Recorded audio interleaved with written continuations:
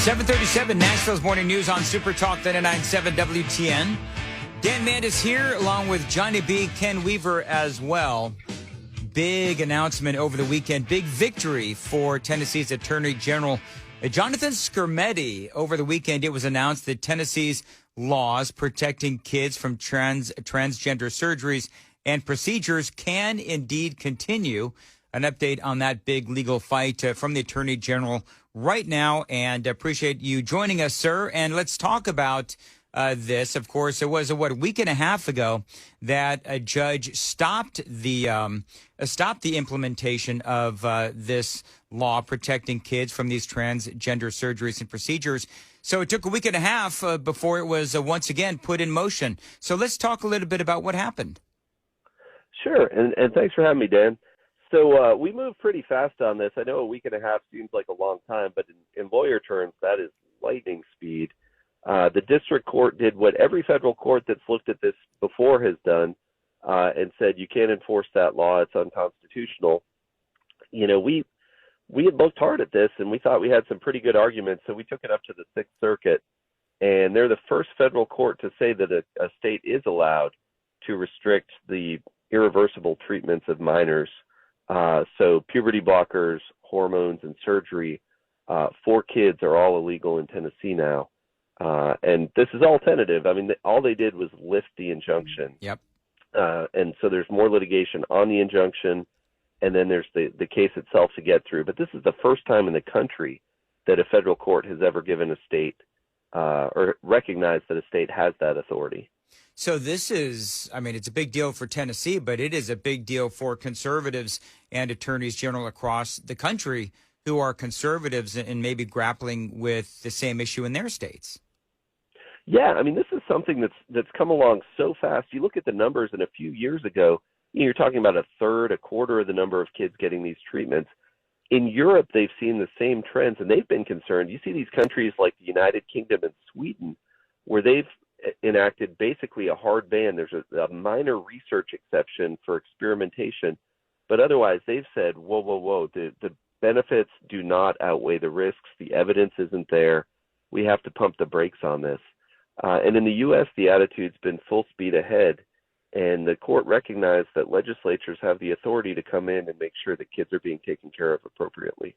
So basically, the lower court blocked it a week and a half ago. Higher court now, specifically Chief Judge Jeffrey Sutton, says no, the law as written is constitutionally sound and can move forward.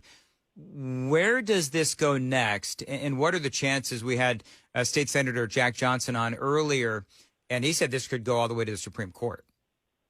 It could. It's got to get there eventually. I mean, this is an issue that's affecting a lot of people that a lot of states are concerned about. So right now, we still have to fully litigate whether the injunction was legal. We got to stay on the injunction. The court's going to do an expedited hearing on it. So we should know by probably early to mid-October with more finality whether the injunction is going to go or not. And then we also have the litigation in the district court. But of course, the Court of Appeals, in deciding whether the injunction should remain stayed, is going to look harder at the constitutional issue. And if the Court of Appeals says that there's no constitutional issue here, that the Constitution does allow the legislature to do this, I think that probably determines the outcome of the case at that point. How good of an indication is it that Judge Sutton said that this is a constitutionally sound? Like, how do you have I realize that there's all kinds of legal nuances here, but how does a lower judge say, well, this is not constitutional? Then a higher ranking judge says, well, no, it is. I mean, you know, it either is or it isn't. It's obviously up for interpretation, right? Yeah, it is. You know, I mean, we have this system that builds accountability. So you've got lower courts that make the decisions at the trial level. You've got the Court of Appeals where you can double check that, and then ultimately it goes to the Supreme Court. And you know, there are some ideas about the Constitution that have gotten a lot of traction, but that aren't firmly rooted in the actual text or the history of the Constitution. Ultimately, and we've got a Supreme Court that recognizes this, ultimately the law comes from the people. And the Constitution binds us to the extent that people voted on it to bind us.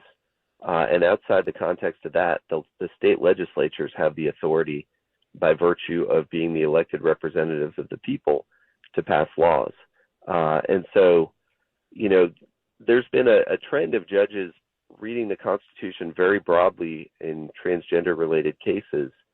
But this is an area where there's a lot of precedent for legislatures protecting kids. There's not a lot of history or tradition of the 14th Amendment restricting the ability of the legislature to regulate juvenile transgender care. And so the Court of Appeals really looked at the history, looked at the text, and said, we just don't see a constitutional issue. But we asked them to do it very quickly. And so if you look at the opinion, there's a caveat at the end, basically says, we've only had a week. This is the best we can do in a week. We're going to take a longer look at this. So no guarantees. But I think the reasoning the court adopted is very sound. The Constitution, from my reading, just doesn't say the legislature can't do this. Now, of course, you have some outlets calling this anti-LGBTQ and all of the usual accusations, but in reality, it really was the long-term consequences for these kids who go through these procedures that you and others were worried about. There is nothing, and I went through this with Jack Johnson as well, there's nothing anti-LGBTQ about this. I mean, anyone over 18 can do whatever they want. That's right. The issue here is kids consenting, and sterility in particular is such a grievous consequence that you don't want a 12, a 13, a 14-year-old to make a decision and not really understand the weight of it and then have to deal with that for the rest of their lives. And that's why the European countries have been so concerned about moving too fast and spreading this stuff too far. The numbers just skyrocketing on the kids getting these treatments is not consistent with the gravity of the effects of the treatments.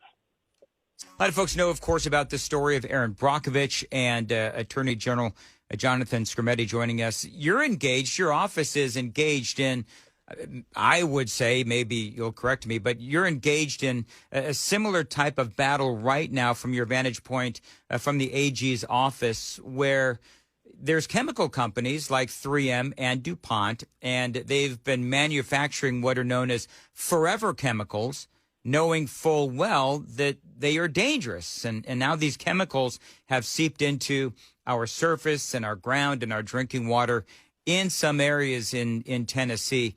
Talk a little bit about your lawsuit against these chemical companies and where does it currently stand? Sure. So, my job is to protect the people of Tennessee. We have a lot of consumer protection authority in my office. And this is a situation where you've got a lot of companies that were making these chemicals.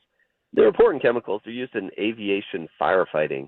But the companies learned a long time ago that these would just get into the environment and never leave, and that there was potential risk, right? They don't know exactly what these things are doing to people yet over time, but there are indications that it's bad.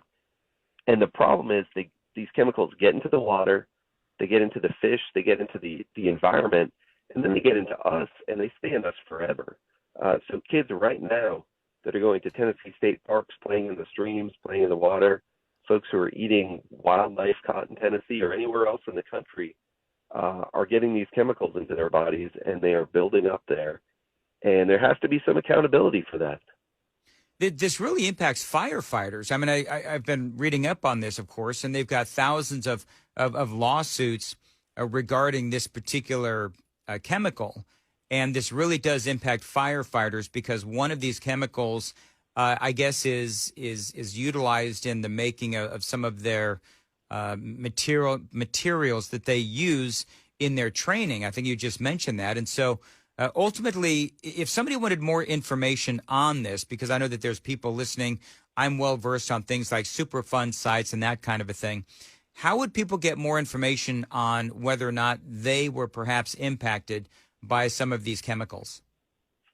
So I'm actually not sure about that. There's still a lot of questions out there about the full effect of these chemicals. Everybody's been exposed to them. Everybody in Tennessee has some of these chemicals in their body. I